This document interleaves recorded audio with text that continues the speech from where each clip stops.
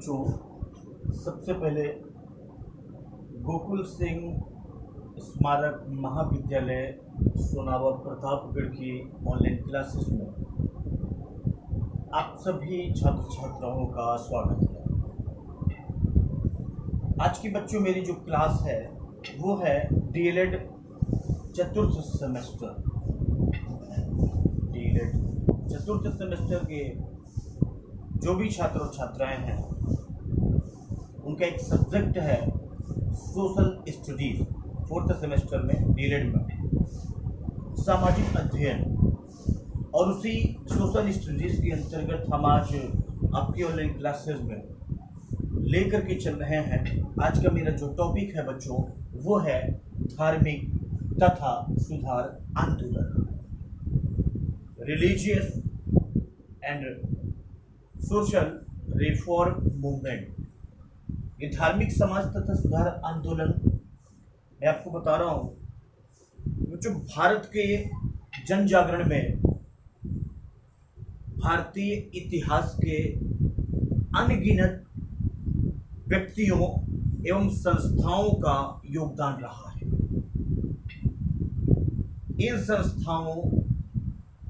इन सभी संस्थाओं एवं व्यक्तियों ने नव जागरण में मुख्य भूमिका अपनी निभाई है। नव जागरण से आशय मैं आपको बता दूं, नव जागरण से आशय है ऐसे सामाजिक सांस्कृतिक आंदोलन से है। नव जागरण से आशय ऐसे सामाजिक सांस्कृतिक आंदोलन से है जिसमें कुरीतियों को दूर करने, कुरीतियों मतलब बच्चों होता है बुराइयां, जिसमें कुरीतियों को दूर करने, स्त्रियों, शूद्रों, दलितों, ये सभी सहित समाज के कमजोर तबकों की जो स्थितियां खराब थी उन खराब स्थितियों में सुधार लाना है। और नवजागरण काल यही था।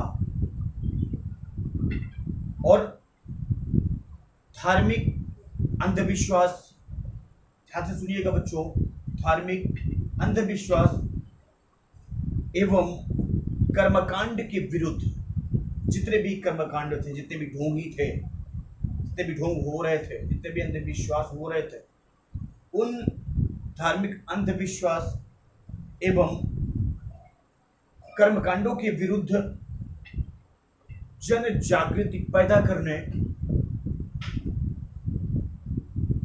शिक्षा का प्रसार, याद रखिएगा, जन जागृतियों को पैदा करने में, शिक्षा का प्रचार और प्रसार करने में तथा लोगों में वैज्ञानिक दृष्टिकोण विकसित करने की भावना थी। मैं आपको यही चीज समझा रहा हूं, धार्मिक तथा समाज सुधार आंदोलन यानी religious and social reform movement. आइए उसी के अंतर्गत आपको कुछ टॉपिक दिए गए हैं बच्चों, मैं आपको लिए चल रहा हूं। बच्चों ध्यान दीजिएगा, वैज्ञानिक दृष्टिकोण विकसित करने के साथ ही युक्ति संगतता एवं परानुभूति का विकास करने और सामाजिक अन्याय के खिलाफ, सामाजिक अन्याय के विरुद्ध जन अभियान चलाने, जन अभियान चलाने संबंधी जितने भी प्रयत्न किए गए वो सारे प्रयास शामिल हैं धार्मिक तथा समाज सुधार आंदोलन में। Religious and social reform movement में 19वीं शताब्दी के भारतीय इतिहास में, बता दो बच्चों, 19वीं शताब्दी के भारतीय इतिहास में सांस्कृतिक एवं बौद्धिक, याद रखिएगा, 19वीं शताब्दी के भारतीय इतिहास में सांस्कृतिक एवं बौद्धिक जागरण का काल कहा जाता है। याद रखिएगा, 19वीं शताब्दी के भारतीय इतिहास में सांस्कृतिक एवं बौद्धिक जागरण का काल कहा जाता है। इस कार्य में विभिन्न संस्थाओं एवं व्यक्तियों ने अपना अपना बहुत सारा मुख्य रूप से योगदान दिया और इनका संक्षिप्त वर्णन मैं आपको लिए चल रहा हूं। कितने कितने समाज थे आपके सामने लिखा हुआ है। ठीक है बच्चों, सबसे पहले तो आइए हम आपको लिए चलते हैं। वो जो वर्णन है वो अग्रलिखित है, निम्नलिखित है। इसका पहला पॉइंट है ब्रह्म समाज। मैं आपको बता दूं बच्चों, आइए आपको ब्रह्म समाज के साथ लिए चल रहे हैं। और ब्रह्म समाज के अंतर्गत मैं आपको ये भी बता दूं कि बच्चों ब्रह्म समाज याद रखिएगा आप सभी कि 19वीं शताब्दी के प्रारंभ में, 19वीं शताब्दी की शुरुआत में राजा राम मोहन राय ने 20 अगस्त सन 1828 ईस्वी को ब्रह्म समाज की स्थापना की।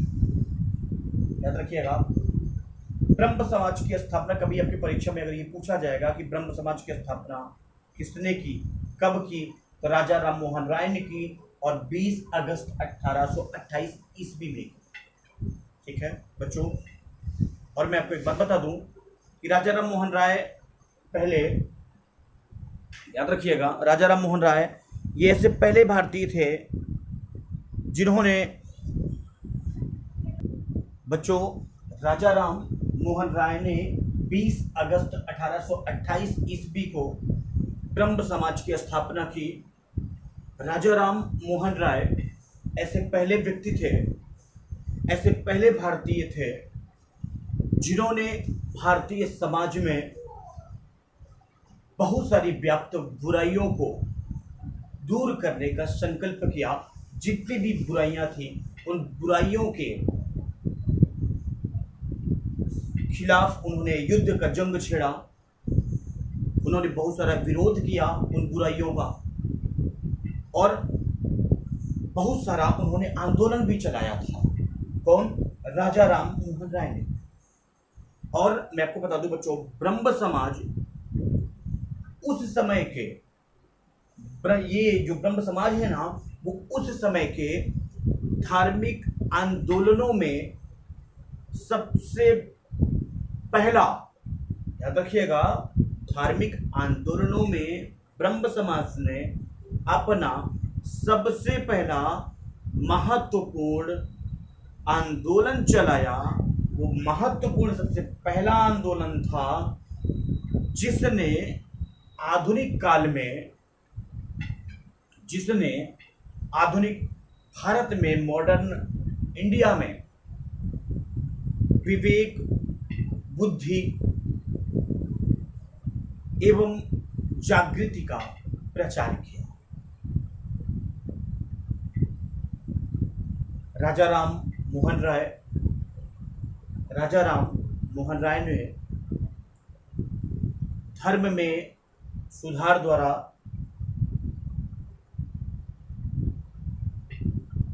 सामाजिक व्यवस्था में परिवर्तन लाने की चेष्टा की थी, बदलाव करने की सोची थी। लेकिन उनकी दृष्टि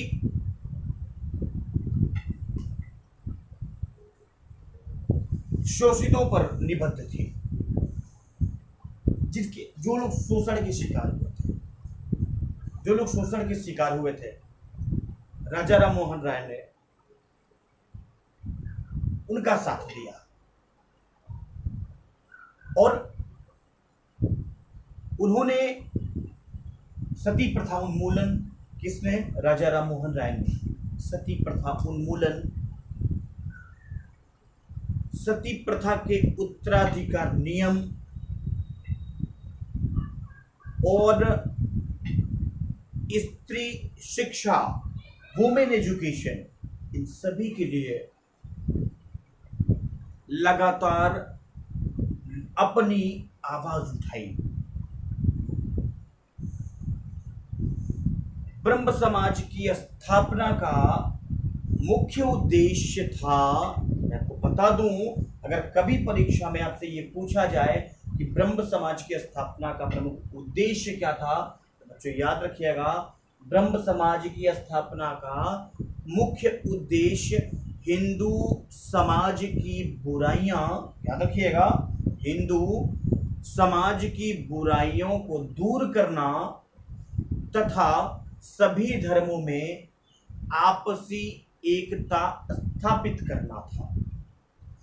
हिंदू बुराइयों में दूर करना था, हिंदू धर्म में बुराइयां दूर करना और सभी लोगों में आपसी एकता स्थापित करना था, जिससे भारतीय एकता के महत्व को समझ सकें, जिससे जो भी भारत के लोग हैं वे अपने अपने एकता को स्थापित करते हुए उसके महत्व को समझें और ब्रिटिश साम्राज्य से स्वयं को स्वतंत्र करके रखें, ब्रिटिश सरकार से अपने को आज़ाद करके रखें, गुलाम बन करके ना रखें। ये उद्देश्य था ब्रह्म समाज, जिसको दिया था राजा राम मोहन राय ने। इसकी स्थापना 20 अगस्त 1828 ईस्वी को हुई थी। आइए मैं आपको लिए चलता हूँ, नेक्स्ट मेरा जो टॉपिक है वो है बच्चों ब्रह्म समाज के कार्य। आइए मैं आपको ब्रह्म समाज के कार्य में लिए चल रहा हूँ, यानी सर्विसेज ऑफ ब्रह्म समाज। आइए मैं आपको ब्रह्म, आपने देखा होगा बच्चों, आपके साथ लिखा हुआ है आपके सामने, ब्रह्म समाज के कार्यों में ब्रह्म समाज के 3 कार्य हैं। नंबर 1 शिक्षा संबंधी कार्य, नंबर 2 सामाजिक कुप्रथाओं की समाप्ति तथा समाज सुधार, और नंबर 3 विचार अभिव्यक्ति की स्वतंत्रता। आइए हम पहले पर चलते हैं। मैं आपको ये भी बता दूं बच्चों, याद रखिएगा आप सभी कि राजा राम मोहन राय ने प्राचीन धर्म की श्रेष्ठता को स्थापित करते हुए समाज सुधार संबंधी विभिन्न कार्य किए, जिसमें से कुछ ब्रह्म समाज के कार्य निम्नलिखित हैं। पहले टॉपिक पर चलते हैं। पहला पॉइंट है शिक्षा संबंधी कार्य। आपको बता दूं बच्चों, राजा राम मोहन राय ने अंग्रेजी शिक्षा का समर्थन करके, राजा राम मोहन राय ने अंग्रेजी शिक्षा का समर्थन करके पाश्चात्य शिक्षा प्रणाली के आधार पर, वेस्टर्न एजुकेशन, पाश्चात्य शिक्षा प्रणाली के आधार पर भारतीय शिक्षा का आधुनिकीकरण किया तथा ज्ञान विज्ञान के अध्ययन के लिए अनेक शिक्षण संस्थाओं की स्थापना की। नेक्स्ट सामाजिक कुप्रथाओं की समाप्ति तथा समाज सुधार। मैं आपको बता दूं बच्चों, राजा राम मोहन राय ने अपने तर्क द्वारा सभी प्रकार के धार्मिक अंधविश्वासों एवं रूढ़ियों का खंडन किया। उन्होंने सती प्रथा, याद रखिएगा ध्यान से, उन्होंने, कौन, राजा राम मोहन राय ने सती प्रथा, बाल विवाह, जाति प्रथा एवं छुआछूत आदि कुरीतियों का विरोध किया एवं विधवा विवाह को प्रोत्साहन किया। विधवा विवाह को उन्होंने प्रोत्साहन दिया। नेक्स्ट पॉइंट, थर्ड है विचार अभिव्यक्ति की स्वतंत्रता। विचार अभिव्यक्ति की स्वतंत्रता में मैं बता दूं, राजा राम मोहन राय जी ने विचाराभिव्यक्ति की स्वतंत्रता पर जोर देकर समाचार पत्रों को एक नई दिशा प्रदान की। बहुत सारे समाचार पत्र थे, उनको एक नई दिशा प्रदान करने का श्रेय राजा राम मोहन राय को जाता है। ब्रह्म समाज के ये हैं कार्य, शिक्षा संबंधी कार्य, सामाजिक कुप्रथाओं की समाप्ति तथा समाज सुधार, विचाराभिव्यक्ति की स्वतंत्रता। नेक्स्ट है, आइए मैं आपको लिए चलता हूँ ब्रह्म समाज के सिद्धांत। ब्रह्म समाज के कार्य के बाद नेक्स्ट मेरा जो टॉपिक है वो ब्रह्म समाज के सिद्धांत, यानी प्रिंसिपल्स ऑफ ब्रह्म समाज। आइए मैं आपको लेकर के चलता हूं बच्चों। ब्रह्म समाज के भी प्रमुख सिद्धांत निम्नलिखित हैं। नंबर 1, ईश्वर एक है। देखिए आपके सामने लिखा है ईश्वर एक है। ईश्वर एक है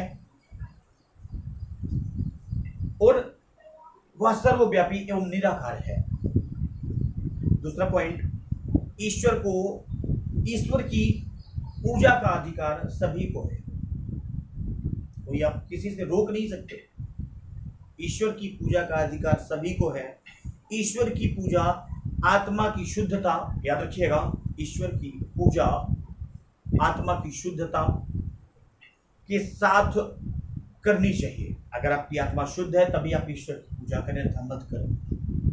ये कहता है ब्रह्म समाज का सिद्धांत। नेक्स्ट मैं आपको बता दूं बच्चों, आत्मा अजर है, अमर है। याद रखिएगा, आत्मा अजर और अमर है तथा ये शरीर नाशवान है। शरीर का नष्ट तो होना है, शरीर का नष्ट होना ही है। आत्मा अजर और अमर है। आत्मा कभी मरती नहीं है, ना किसी के द्वारा मारी जा सकती है। वो एक शरीर से निकलती है, दूसरे शरीर में जाकर के ग्रहण हो जाती है, का प्रवेश धारण करती है। तो आत्मा अजर और अमर है और ये जो शरीर है वो नाशवान है। नेक्स्ट, ईश्वर की प्रति पितृभावना,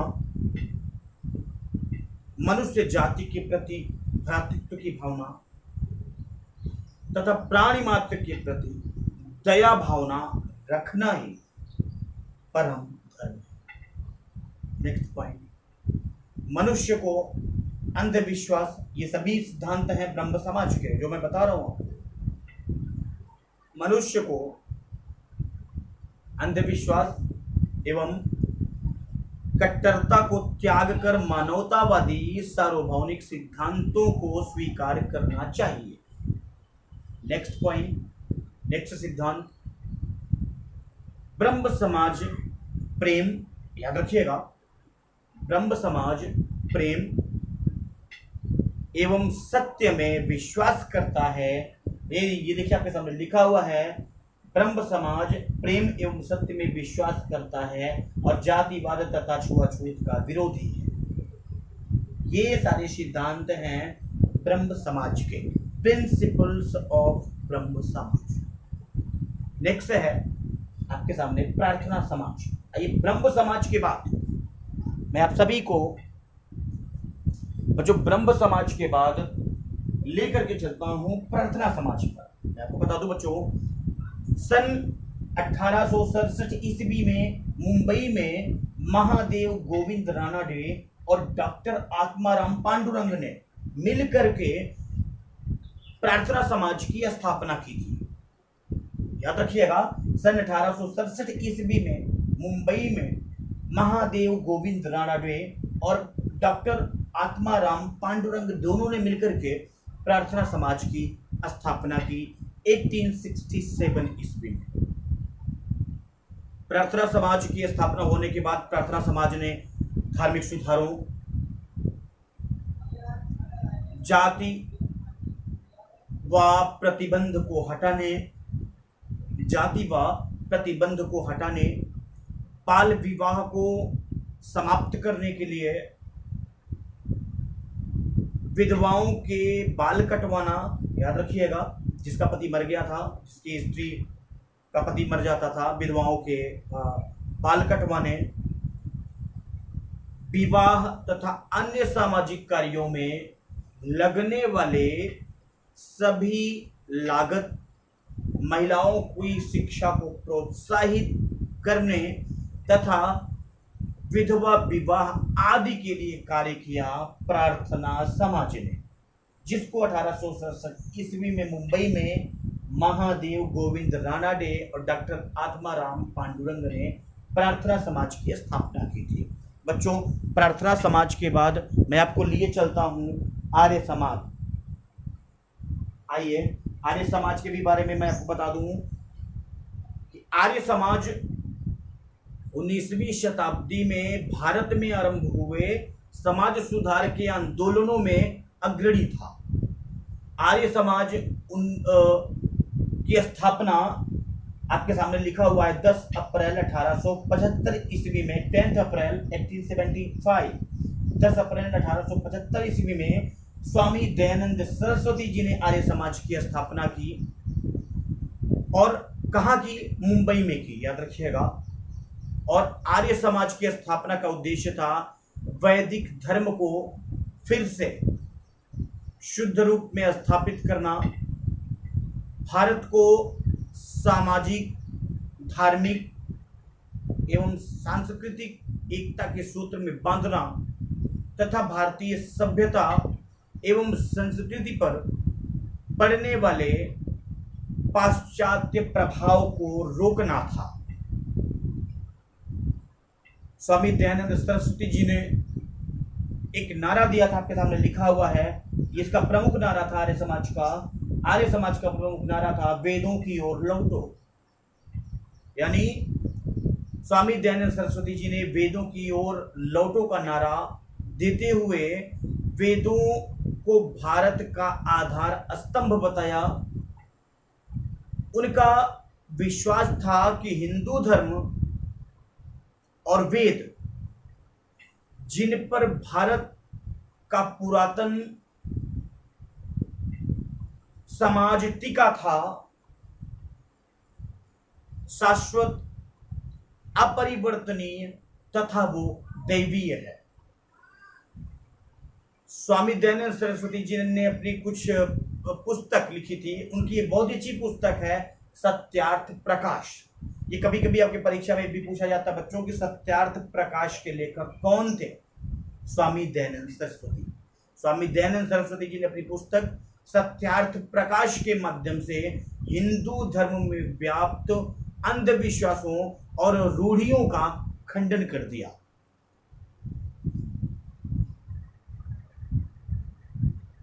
नेक्स्ट है बच्चों आर्य समाज के सिद्धांत। नीचे देखिए आपके सामने लिखा हुआ है आर्य समाज के सिद्धांत। आर्य समाज के भी कुछ प्रमुख सिद्धांत हैं जो निम्नलिखित हैं। जैसे ईश्वर एक है, जो निराकार, अनंत, अनादि, अमर, सर्वव्यापक एवं सृष्टि करता है, हमें उसी की उपासना करनी चाहिए। दूसरा सिद्धांत आर्य समाज का, समस्त सत्य, विद्या एवं पदार्थ आदि का मूल परमेश्वर है। इन सभी को दिशा के आधार पर जाना जाता है। नेक्स्ट